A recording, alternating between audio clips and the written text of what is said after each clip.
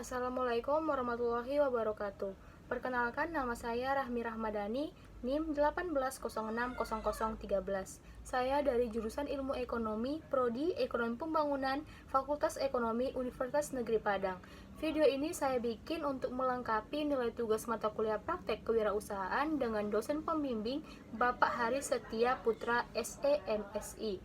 Dalam video ini saya akan menjelaskan tentang teori kewirausahaan, unsur-unsur kewirausahaan, ciri-ciri wirausaha, peran wirausaha, etika berwirausaha, sikap wirausaha, jenis-jenis usaha dan profil wirausaha yang sukses.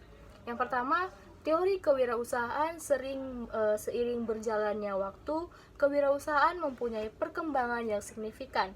Oleh karena itu, lahirlah berbagai macam teori tentang kewirausahaan.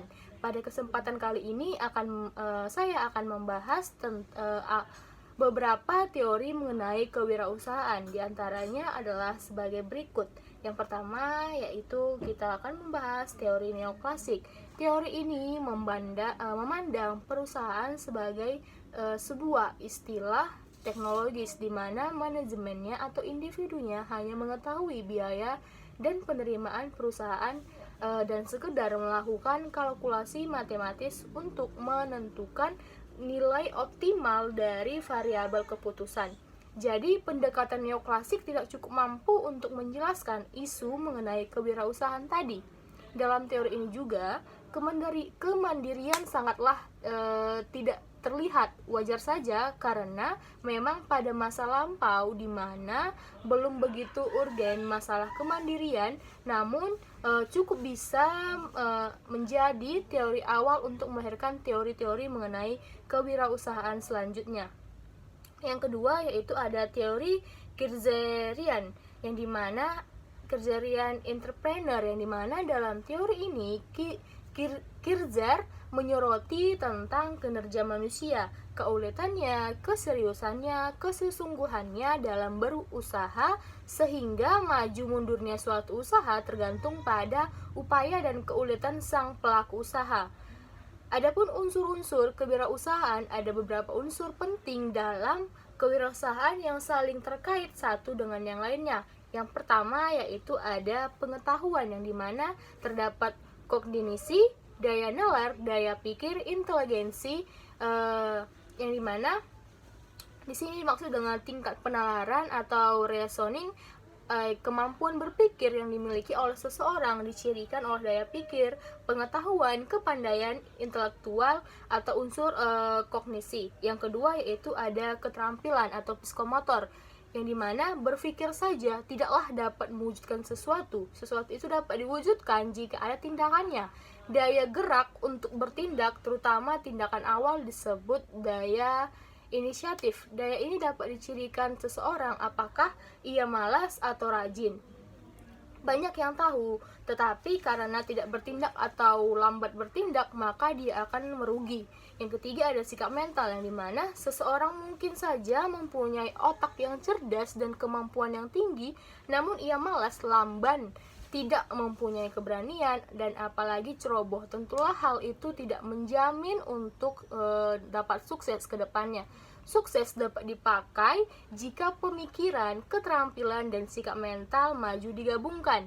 Yang keempat ada intuisi. Sebenarnya ada faktor lain selain kecerdasan penalaran, keterampilan, dan sikap mental yang berpengaruh atas suksesnya seseorang tersebut, yaitu daya intuisinya. Daya intuisi adalah daya ramal ataupun dikenal juga dengan feeling seseorang yang sulit digambarkan apakah itu hasil pemikiran atau khayalannya saja. Adapun dari ciri-ciri wirausaha yaitu ada yang pertama memiliki gaya komunikasi yang baik, yang kedua percaya diri, yang ketiga memiliki kemampuan dan keterampilan personal, yang keempat ada berani mengambil resiko, yang kelima memiliki jiwa kepemimpinan, yang keenam ada disiplin, yang ketujuh jujur dan tekun, kedelapan mampu bersaing atau kompetitif, yang kesembilan kreatif dan inovatif, yang ke-10 berorientasi terhadap masa depan.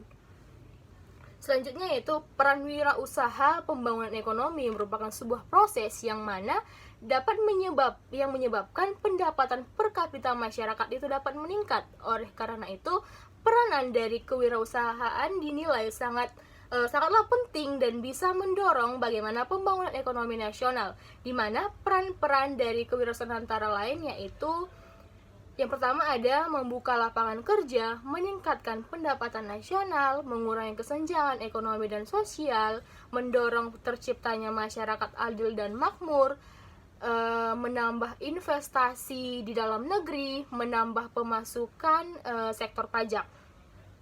Selanjutnya yaitu kita akan membahas tentang etika wirausaha. Etika dalam wirausaha ini dalam istilah lebih populernya adalah etika bisnis, yang dimana seorang wirausaha harus mampu menjaga dan melestarikan etika bisnis, yaitu suatu kode etik perilaku pengusaha berdasarkan nilai-nilai moral dan norma yang merupakan suatu komitmen untuk melakukan apa yang benar dan menghindari yang tidak benar. Etik ialah suatu studi mengenai yang benar dan yang salah dan pilihan moral yang dilakukan seseorang. Prinsip etik dan perilaku bisnis secara umum dapat dikemukakan ada 10 prinsip etika yang dapat mengarah kepada perilaku usaha ataupun etika bisnis. Yang pertama yaitu ada menjaga kejujuran, yang kedua integritas, yang ketiga memelihara janji, keempat kesetiaan, kelima keadilan, keenam suka membantu orang lain, ketujuh menghormati orang lain, yang kedelapan bertanggung jawab, kesembilan mengejar keuntungan yang wajar, yang kesepuluh dan terakhir semua tindakan dapat dipertanggungjawabkan ya. Selanjutnya yaitu ada sikap wirausaha. Yang pertama yaitu memiliki gairah pada bisnis. Bekerja harus menyenangkan. Gairah akan membantu mengatasi saat-saat sulit dan mempengaruhi orang untuk bekerja pada Anda dan ingin berbisnis dengan Anda juga. Yang kedua, buatlah contoh kepercayaan. Orang-orang memiliki keyakinan pada orang yang dapat dipercaya dan ingin bekerja untuk mereka dalam budaya integritas. Hal yang sama berlaku juga pada pelanggan. Yang ketiga, jadilah fleksibel, kecuali dengan nilai-nilai inti, mengingat bahwa rencana dan strategi akan berubah seiring waktu. Fleksibilitas untuk perubahan yang cepat merupakan keunggulan yang dimiliki bisnis kecil melebihi bisnis besar. Hal ini berlaku untuk perencanaan keuntungan dan biaya operasional, namun tidak ada kompromi terhadap nilai-nilai inti. Yang keempat ada jangan biarkan rasa takut gagal terus kembali. Kegagalan itu adalah kesempatan untuk belajar. Hampir semua hal ini sama. Pemilik modal lebih suka menginvestasikan uang pada seorang individu yang mencoba dan gagal mendirikan sebuah perusahaan dibandingkan pada seseorang yang belum pernah mencoba sama sekali. Yang kelima ada membuat keputusan tepat waktu. Tidak masalah untuk mengandalkan intuisi Anda, perencanaan, dan pemikiran yang baik, tapi penundaan menyebabkan kehilangan kesempatan. Adapun dari jenis-jenis usaha itu, yang pertama bisnis online, yang dimana macam-macam jenis usaha. Yang pertama adalah bisnis online.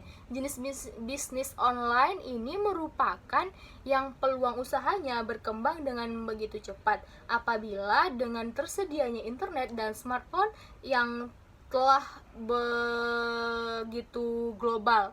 Yang kedua yaitu bisnis penyediaan jasa, yang dimana bisnis seperti ini perkembangannya juga semakin cepat dengan dukungan dari internet dan smartphone juga. Selain itu, bisnis penyediaan jasa juga mudah dilakukan dan tidak memerlukan modal yang terlalu banyak sehingga banyak menjadi pilihan. Contohnya seperti laundry. Yang ketiga yaitu ada bisnis menjual barang, yang dimana kita bisa menjual barang, terutama barang-barang yang memang menarik bagi kita ataupun hobi kita. Yang keempat, bisnis kuliner. Tentunya kita melihat banyak sekali kafe ataupun kedai makan dan minum yang buka di berbagai kota. Berbagai konsep ditawarkan untuk menarik minat pengunjung. Selanjutnya saya akan memberikan info salah satu wirausahawan yang sukses, yaitu bernamakan Nadiem Makarim, yang dimana ia merupakan founder Gojek, salah satu unicorn di Indonesia. Dengan memanfaatkan kecanggihan teknologi mobile, Gojek berhasil merevolusi industri transportasi ojek. Fitur yang ditawarkan Gojek pun berbagai macam, seperti pengiriman barang, pesan antar makanan, berbelanja, dan berpergian di tengah kemacetan sekitar pada tahun mulai 2011. Gojek sebagai perusahaan resmi didirikan oleh Nadiem Makarim yang kemudian menjabat sebagai CEO Gojek. Awal berdiri Gojek, Nadiem mempunyai 20 driver Gojek dan sistem yang ditawarkan yakni via telepon call center, di mana pelanggan menghubungi langsung call center untuk mendapatkan driver terdekat. Dan sekarang Gojek menjadi salah satu perusahaan swasta terbesar di Indonesia, bahkan di Asia Tenggara. Gojek saat ini dapat menampung lebih dari 1,7 mitra pengemudi, yang artinya ia dapat menciptakan lapangan kerja baru dengan lingkup yang sangat luas dan tersebar di 50 kota Indonesia. Nilai kapitalis perusahaan Gojek kini mencapai lebih dari 53 triliun rupiah dengan nilai valuasi lebih dari 1 miliar dolar. Berkat keresahannya saat itu, sekarang Indonesia mempunyai orang yang cerdas dan berkompeten di bidangnya.